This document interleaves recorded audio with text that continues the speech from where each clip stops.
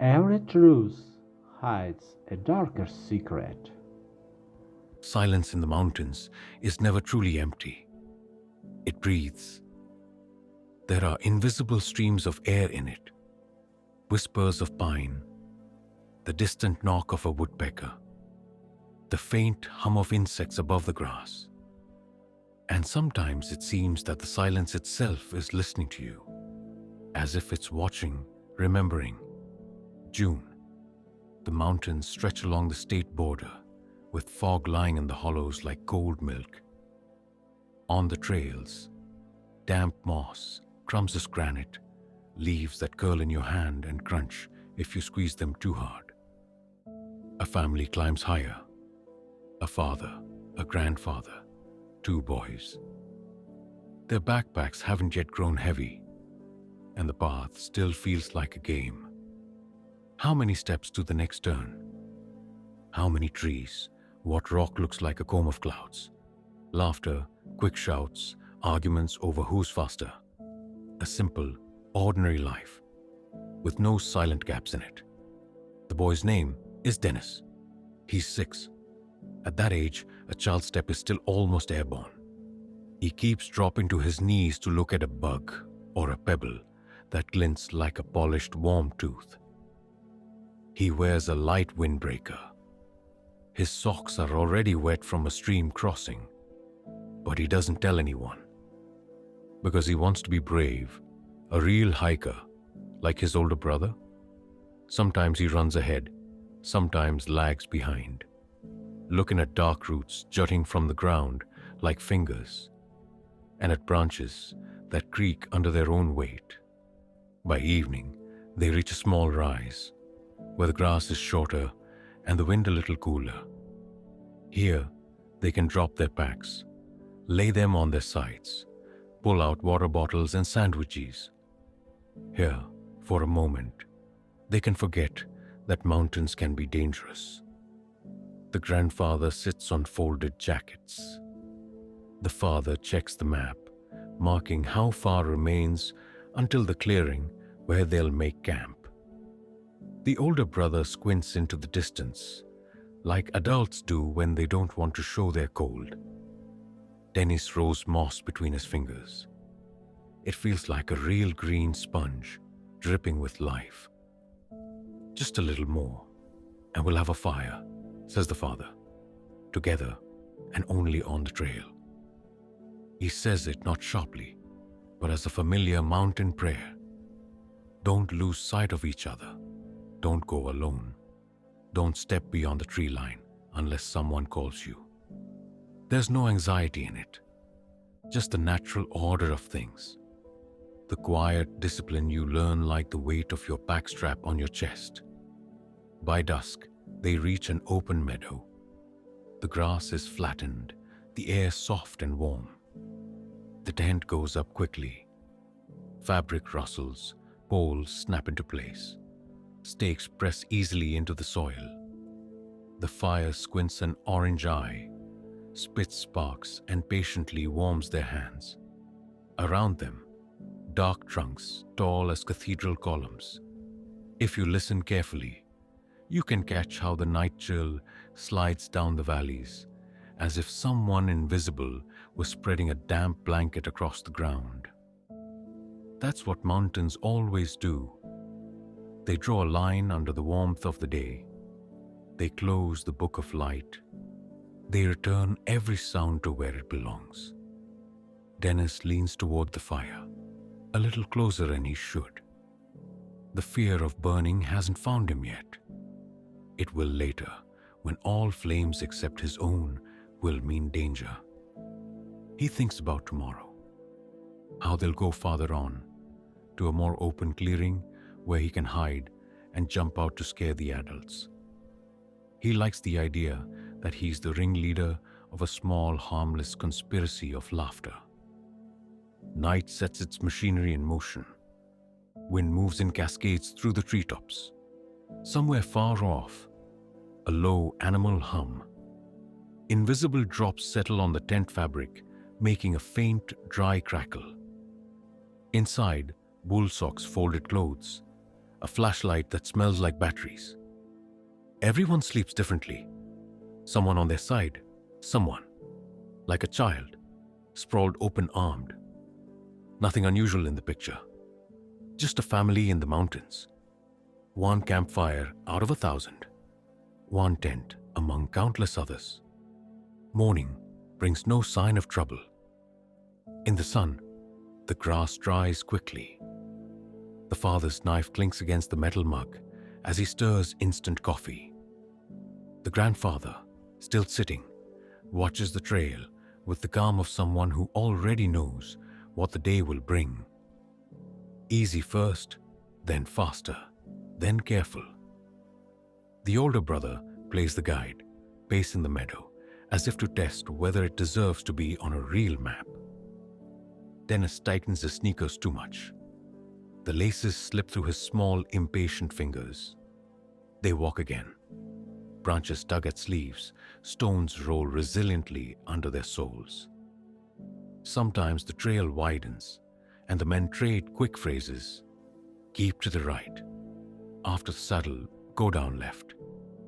That one, shaped like an arrow, that's the marker. Dennis nods, though the words pass like clouds. Just beautiful sounds. It's enough to be near, to hear their voices, to feel the rhythm of their steps. The world is whole. It holds together through those voices. It holds together at the distance of an outstretched hand. Then, an open spot, almost like a stage.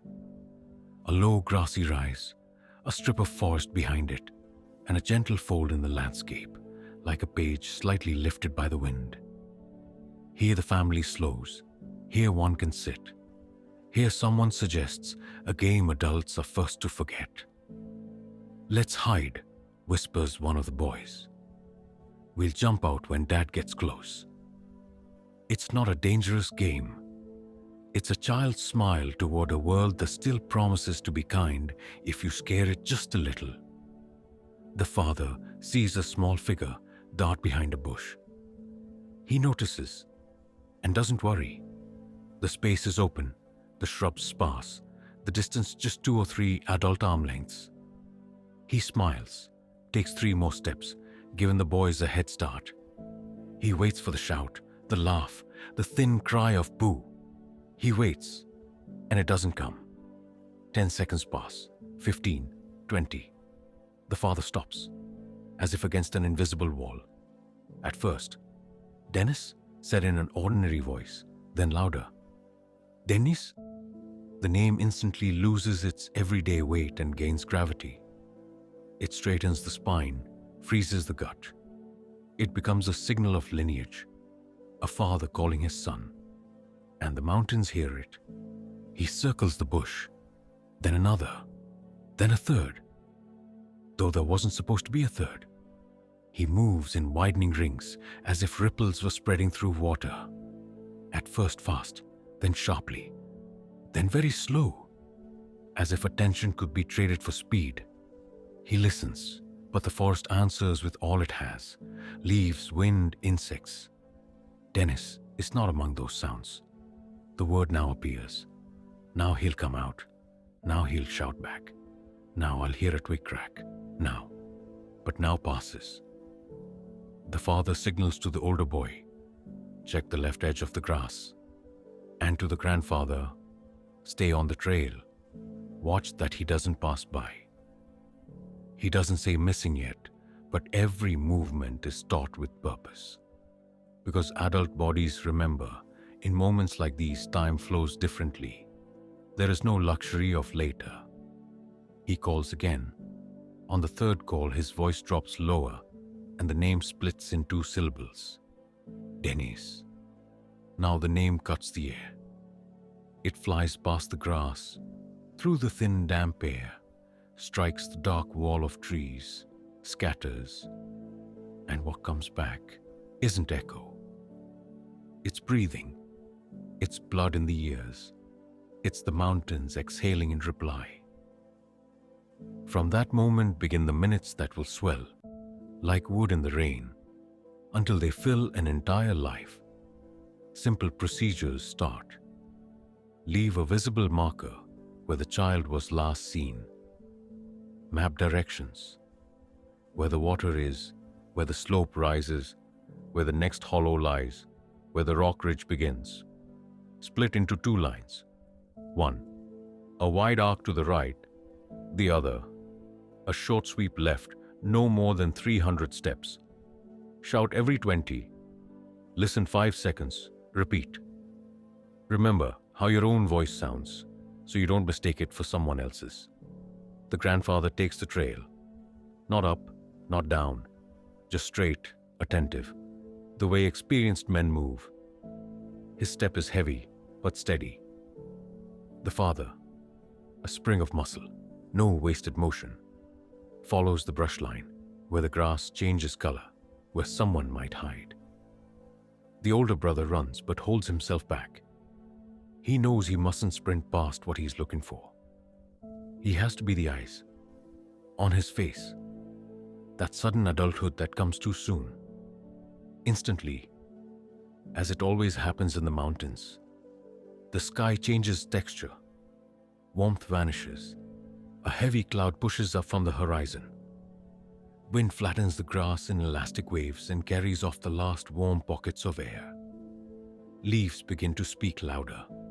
The father lifts his head, not from fear of the rain, but to mark the consequences. Rain erases. Rain takes away footprints, scent, the tiny crumbs of information that cling to the skin of the earth. Rain is the enemy of memory. The time before rain, a tiny pocket to be used to the last thread. At first, it's just the faint pricking on the shoulders. Then, a solid fabric of water gathering on leaves and pouring down in handfuls. The trail darkens, grass folds, each step turns cautious, stones now smooth as bone. The sound of voices thickens in the noise of rain. Dennis dissolves like salt in soup. You shout again, again, again, knowing that your voice, that's all you have left besides your legs. In such moments, even the mountains seem to turn away. They are not cruel. They are just vast. They have witnessed disappearances and reunions long before you, and will again after you're gone. They are not a stage for small tragedies. They are a world that owes no explanation. Minutes, 20, 40, lose their measure. The father returns to the starting point, to be sure he hasn't passed by, hasn't missed the boy who might have popped out, found no one, and walked the other way. He comes back and sees the same thing. The marker on the ground, left like an anchor. The empty space around, filled with nothing but rain. And his remaining chances.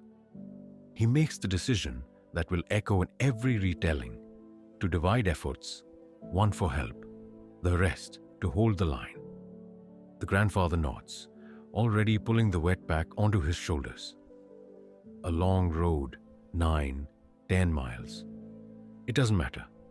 What matters is to keep pace, to reach people before night who can organize a search. The older brother stays nearby, eyes full of a question no one can answer. How? The father says only, stay close, watch, listen. And that's the only reality that exists now. At this place, on this meadow, the world splits in two halves. In one, the adults doing everything right, marking, calling, fixing, running for help. In the other, the emptiness where a child should be. Between them, a few meters of grass, a few shrubs, a narrow fold of land, almost nothing. And there arises a feeling that people later describe in many ways, like in a fog, like through glass, as if there's a transparent wall between us and the world. It's not mystical, not poetic. It's the brain refusing to record the impossible. You just saw a small figure slip behind a bush, and now it's gone. And everything you know about the world tells you. Figures don't vanish. So, you must have missed something. You must find what you missed. The mountains do not answer at once.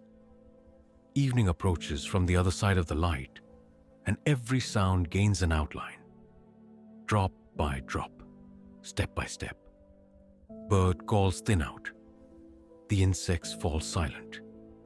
The wind raises its voice, like someone trying to outshout a companion. And at the edge of this new loud silence, the father says the name again. He says it as if it's a key that should fit every lock, none of them open. From this point on, the story turns into a timeline, one too narrow to hold all the small details. How tight the packstrap is drawn, how hair sticks to the temples, how the chest burns from shouting. Along this line will walk dozens of people, then hundreds, then thousands. They will peer at every clump of grass, every dark gap between trunks. They will measure the world in steps, in grids, in squares. They will come with dogs, maps, lamps, helicopters. As if you could cover a disappearance with a transparent dome and simply not let it slip away. But that is all. Later. For now, the meadow, the bush, the voice, and the father, stubbornly repeating, Dennis. Because as long as you say the name, you hold a person in the world. As long as you say it, he exists. Mountains are good at changing plans fast. Just a moment ago, the air was warm, faintly sweet with resin. Now it has a metallic taste. A storm is hauling wet sheets of rain up the slopes.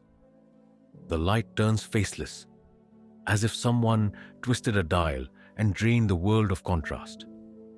In such grayness, distances blur, faces blur, outlines blur. But losing a child, that is different. That overturns the fabric of the day itself.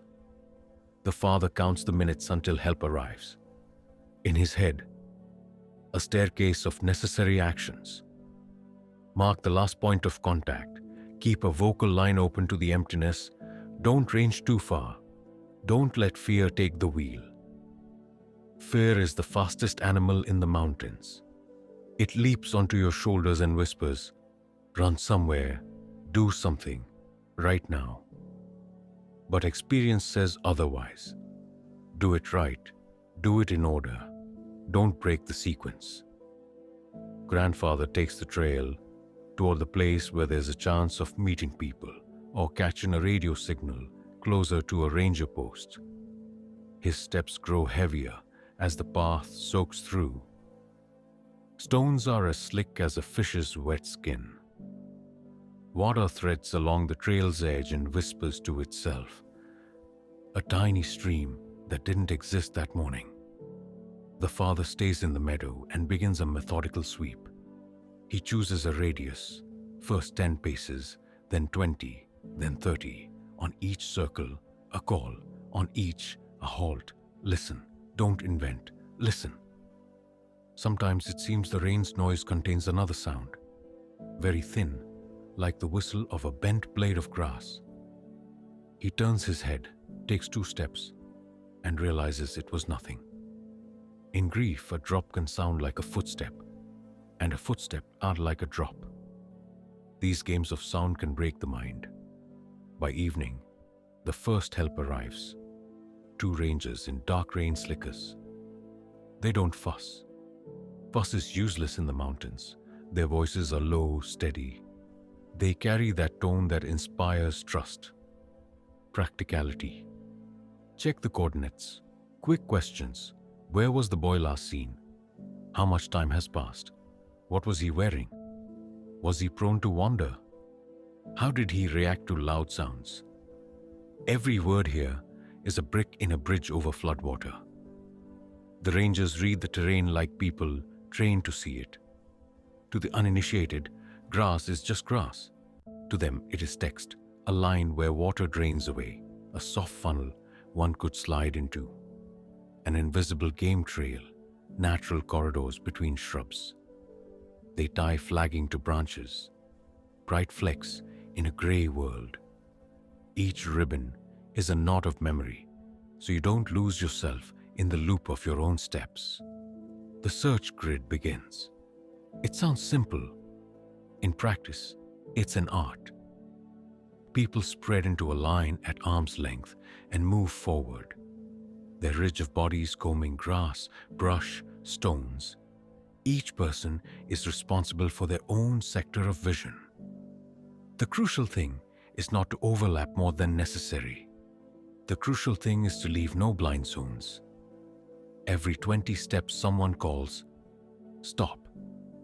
Eyes down, and everyone bends, like soldiers being taught to respect the ground. The dogs arrive later. Damp and rain are enemies of scent. Odors scatter, a million tiny smells tangle like every note struck at once. But even in such chaos, sometimes a nose catches a thread. A ranger strokes a husky along the spine, lets it smell Dennis's belonging. A hat left in the tent, or a sleeve of his t-shirt. The dog twitches its nose, in, out, then looks ahead. They arc away, almost dancing between the furs. Night falls quickly, as it always does in bad weather. In the forest, darkness is thick. Not the absence of light, but a thing. It has weight, it has sound. Headlamps carve narrow tunnels from it, in which you see only what's close. Psychologically, it's hard.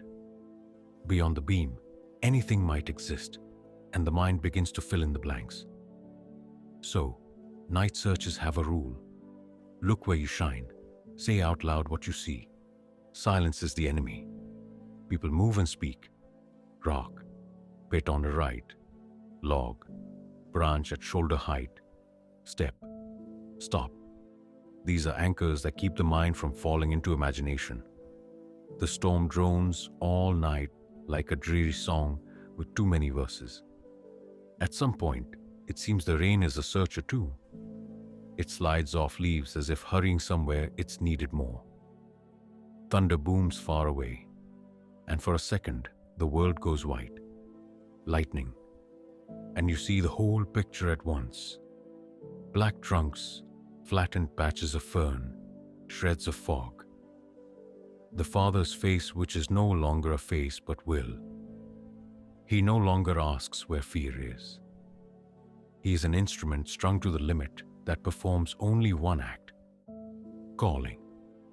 By dawn, new groups arrive. These are no longer happenstance volunteers, but organized teams. A local who knows the game trails swears he'll run a line that misses no hiding place. Hunters explain where the bear runs lie and how to skirt them. Radio chatter comes alive. Short, crisp commands. North team, report. South, hold the ridge. West, don't drop below the creek until the signal. Center, maintain control of point zero. Point zero is the field where the boy vanished. Here is the command post. Here a map lies on a wet folding table, pinned by stones. On the map, squares and numbers. Every square is a promise. We will pass through and we will not miss. Beside it, a kettle on a camp stove. In these two objects is the whole philosophy of mountains: impersonal geometry and human warmth. The first hours of the second day are always the cruelest. The fatigue of a sleepless night is already there. Hope is still there. Facts are not. And into that gap between are and are not, the theories creep. Someone whispers about wild people in the hills. Someone recalls recent news of abductions. Someone says the animals are moving lower now because the berries have ripened. The ranger raises a hand. Facts here, theories later. He doesn't cut them off. He wedges a stop to keep rumor from growing to the size of the map. On one slope, they find a track, a small print at the edge of soft soil beneath a fern. It could be Dennis's. The size fits, but nearby are many adult boot prints. Searchers have already passed here in several lines. Everything is mixed like paint in water. The print is photographed, measured, flagged, and then forward again. Hope is not a feeling, it is movement. The rain eases by noon, but the ground remains saturated like a sponge. As you walk, you can hear it sigh beneath your soles. The north team reaches a stretch of game trail, narrow as breath, and follows it, lifting branches with hooks. In moments like this, the whole body becomes a sensitive instrument. You feel where the ground sinks a millimeter more, where fern is bent not by wind, where a root is newly exposed, clean of the thin film of wet dust. These are the signs that build an invisible photograph of yesterday. Now and then, the father squats and presses his palm to the earth. It is a gesture of prayer and of science.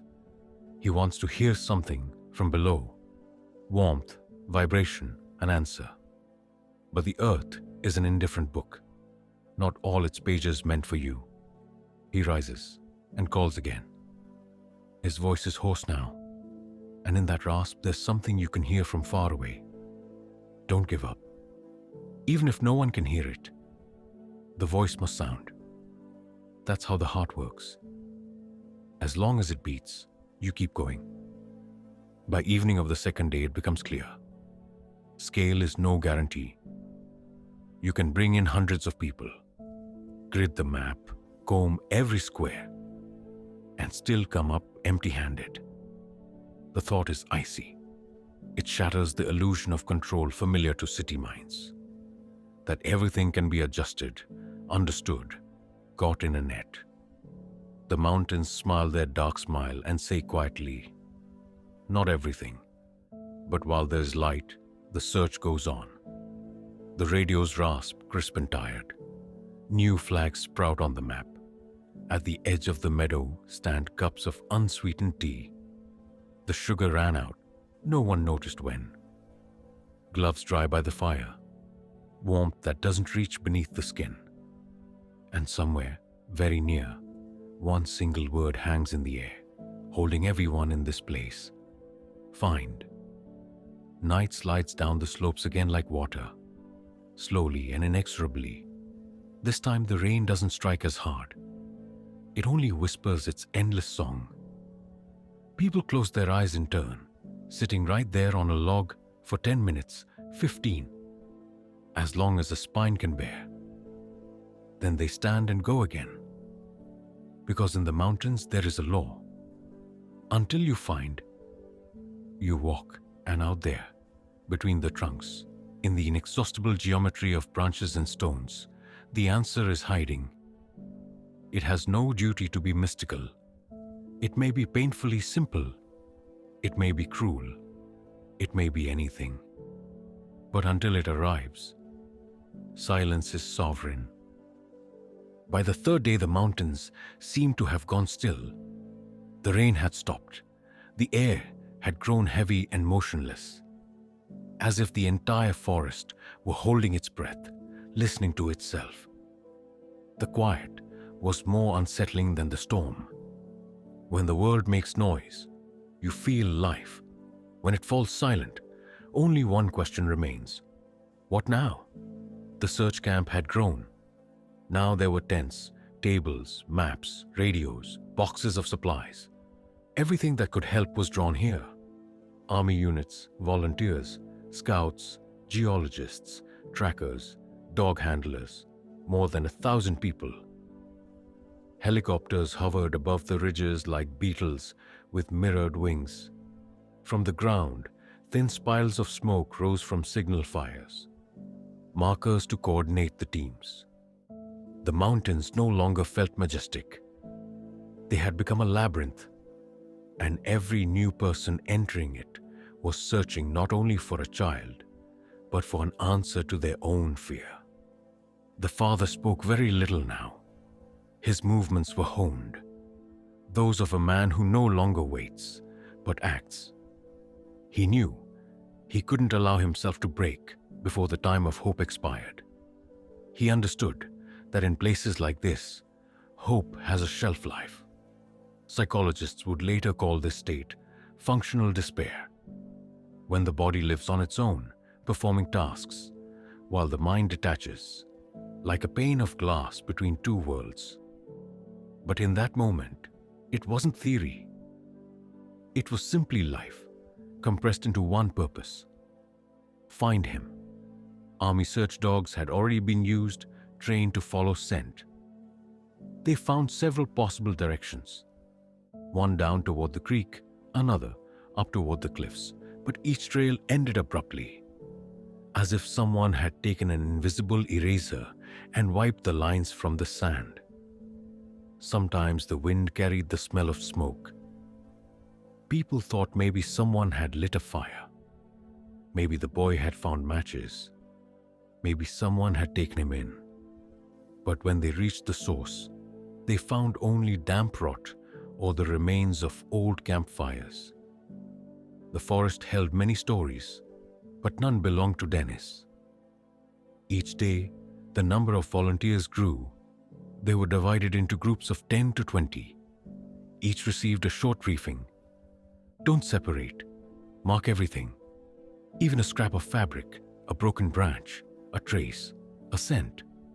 Some brought back found items: a child's hat, a piece of rubber, a boot, a shred of khaki cloth. Each find became the center of attention, until analysis showed it wasn't his. Once, a searcher shouted that he had found a print. Everyone rushed there. It was a barefoot footprint, very small, in the damp soil at the foot of a hill. It looked fresh, as if made only a few hours earlier. But nearby were adult boot prints, and doubt returned. Perhaps it was just a reprint, left by someone who had passed earlier. They photographed it, flagged it, logged the coordinates, and moved on. On the fourth day, something happened that cast a new shadow over the story. A man named Harold Key arrived at the camp. He was a tourist from a neighboring state. On the day of the disappearance, about 8 kilometers south of Spence Field, he and his son had stopped to rest by the road, and he claimed they heard a scream. Not an ordinary one, not a call, not a voice, but sharp, strange, a mixture of a shriek and a sob. A minute later, out of the forest, came a tall man in dirty clothes, unshaven, carrying something dark over his shoulder. It looked like a body, Harold said. He assumed it was a hunter with his kill. But later, hearing of the missing boy, he realized he might have seen something else. His account was checked. He pointed out the spot on the map. From the command post to that place, about 6 miles in a straight line over ravines and rocks. It could be done in a day if you knew the trails. But none of the known routes led there directly. No tracks, no objects that could be linked to Dennis. The wild man theory remained a rumor. The FBI mentioned Harold Key's statement in its reports, but never officially tied it to the case. Still, for the people on the ground, his story became a seed of fear. The mountains began whispering new words. They always find a place for a myth to settle. 5th day, 6th, 7th. The search had become a ritual. Morning briefings, assigned routes, evening reports returned by nightfall. Some teams came back with eyes hollowed out, the mark of exhaustion without result. Some began to believe the boy was alive but had gone far.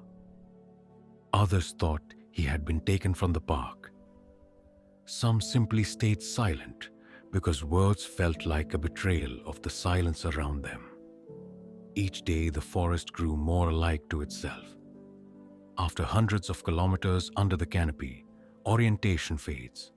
All branches look the same, all stones identical. And with that comes a dreadful sensation that you're not moving forward, only circling, trapped in a loop where time no longer moves. One evening, searchers saw fog rising from the creek, thick as milk, sticky. Someone said, "He's going home." And the phrase hung in the air, not as superstition, but as admission. We don't understand where the body ends and the place begins. By the seventh evening, the father allowed himself, for the first time, to sit and not get up for several minutes. He sat by the fire, staring into the flames. The fire danced, but he didn't see it, only the motion of color. If he were alive, he'd have already... He didn't finish. Not because he couldn't, but because he didn't want to seal the sentence. It was like a door. Close it, and there's no way back. Later, he would say, "At some point, you stop searching for the boy. You start searching for something, anything, that lets you believe these days weren't lived in vain." And maybe it was in that moment, between fact and faith, that the strange crack appeared through which something inexplicable still seeps to this day. No tracks, no witnesses, not a single sound that could confidently be called his. Sometimes disappearance isn't an act, it's a state of the world, as if reality blinked for a second and failed to return to quite the same shape. And now 8 days have passed. The sun rises and sets, and between those motions lies an endless search that has become a way of life. One and the same question grows louder. Where? And no answer ever quite catches up. By this point, the official version still sounded simple. A child wandered off, got lost, and died from exposure or an accident. That's how hundreds of similar stories end. Only here, something was missing. There weren't enough details, not enough traces, not enough proof, and most of all, no explanation of how. When an adult goes missing, you look for motive, route, witnesses. When a child disappears, you look for a hole in reality itself, because it doesn't fit the structure of the world we know. A small person cannot simply vanish. He leaves footprints, traces, breath. And here, there was nothing. The FBI joined on the fourth day. Specialists arrived, interviewing every witness. Army units were brought in for aerial imaging and terrain analysis. The first documents appeared, neatly typed pages that smelled of bureaucracy and despair. The absence of physical trace within a 3-mile radius under conditions of intensive search suggests the involvement of an external factor, unrelated to natural conditions of the area. That's what one interim report said. A cautious, almost faceless phrase. But behind it, the depth of the void into which explanation had fallen. Over the years, people began to divide the story of Dennis Martin's disappearance into 3 versions: rational, criminal, and anomalous. The first, the simplest: he got lost, died, and was never found. Heavy rain, rock slides, animals, the current of a creek, hidden depressions, caves. The mountains know how to hide bodies: soft soil, constant moisture, the slow movement of roots and sediments. All make the preservation of traces nearly impossible. Even an adult can vanish in such terrain without a sign. But this version lacked one key element: time. The boy disappeared in under a minute. No cry, no sound, no rustle. And most importantly, even if he had run downhill, Even if he had tripped fallen, they should have heard him. The distance was too small. The second version, abduction. That was the one the family believed for years. The disappearance was too fast, too clean, and too coincidental with the sighting of a strange man. Even the FBI, in some reports, considered possible criminal involvement.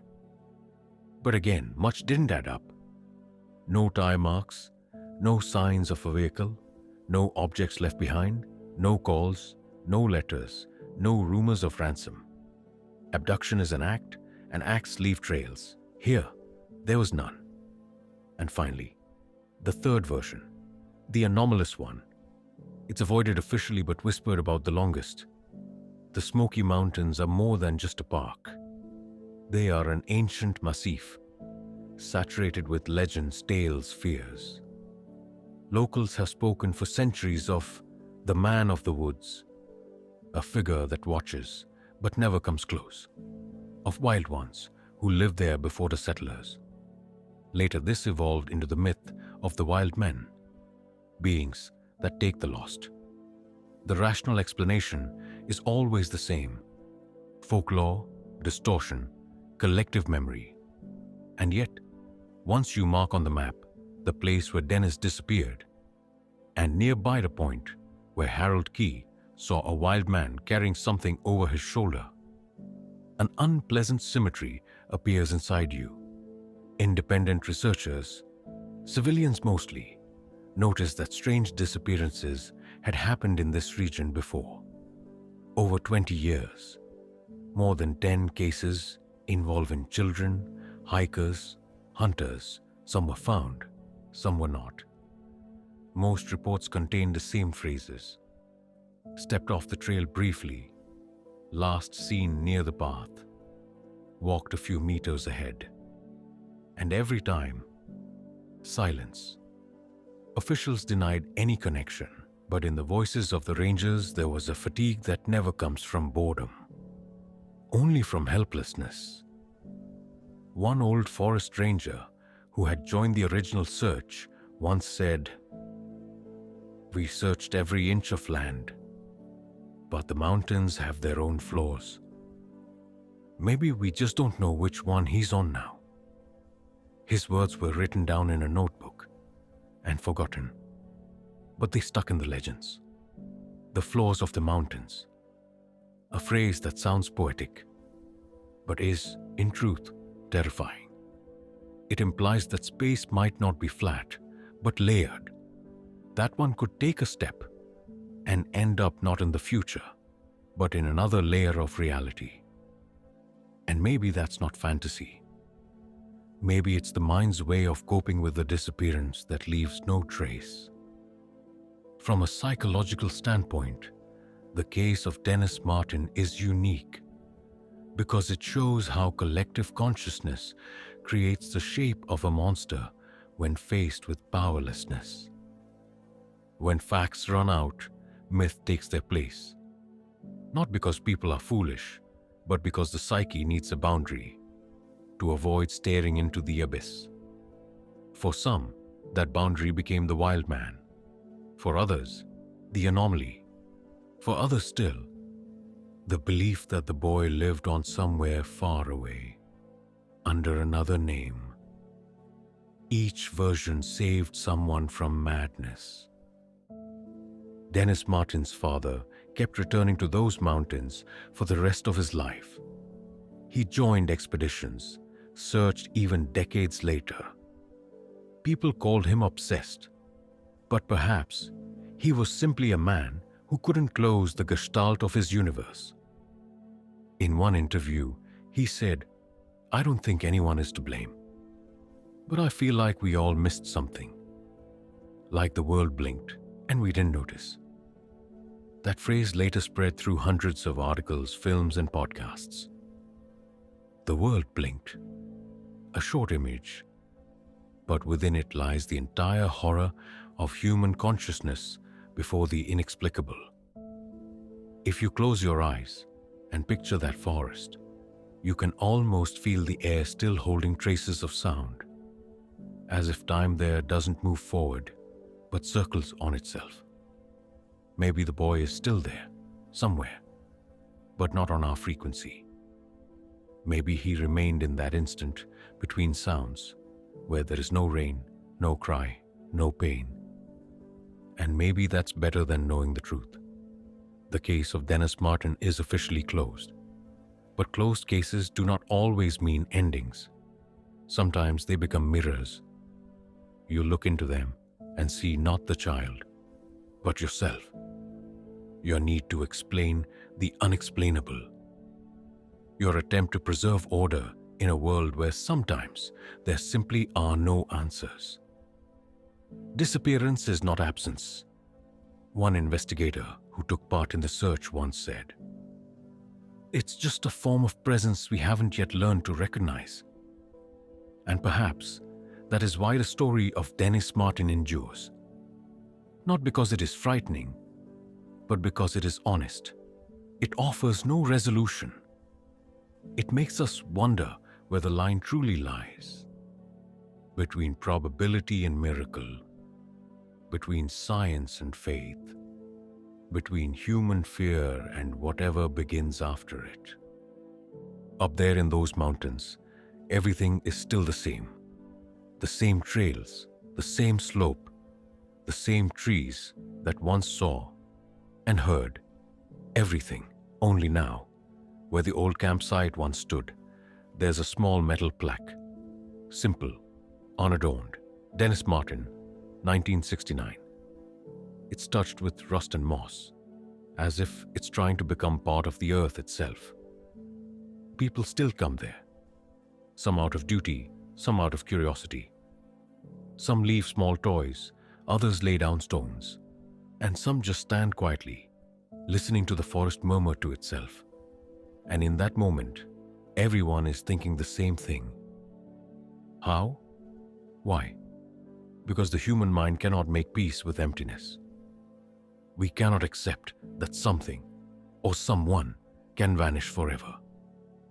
We search not because we hope to find, but because the very act of searching is what makes us human. Even the wind there sounds different. Sometimes it seems to echo footsteps. Sometimes to call a name.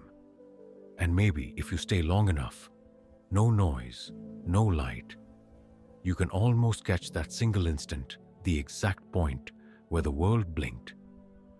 Some researchers say stories like this remind us how fragile reality truly is. Not as fear, but as a reminder.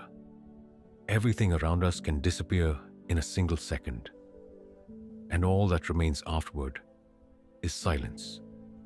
A silence that knows the answer, but chooses not to speak it. Sometimes I think, maybe Dennis didn't vanish. Maybe he just crossed over to where time doesn't exist, to where the forest never ends, where there's no pain, no fear, and no need to shout to be heard, to where everything that begins is already complete. Maybe such places exist, and maybe every disappearance is just a door we haven't yet learned to open. But there's another side to this story. It's not about death.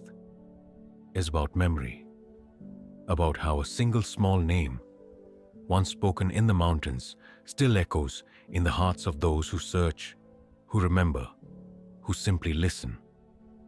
And as long as that name is spoken, he lives. As long as someone retells the story, the world hasn't completely closed in on itself. Because disappearance is not the end. It's a form of presence we just haven't learned to see. And if you've listened this far, it means you care. You can feel how the world breathes between the lines. A world where fact and faith are not enemies, but two sides of the same mystery.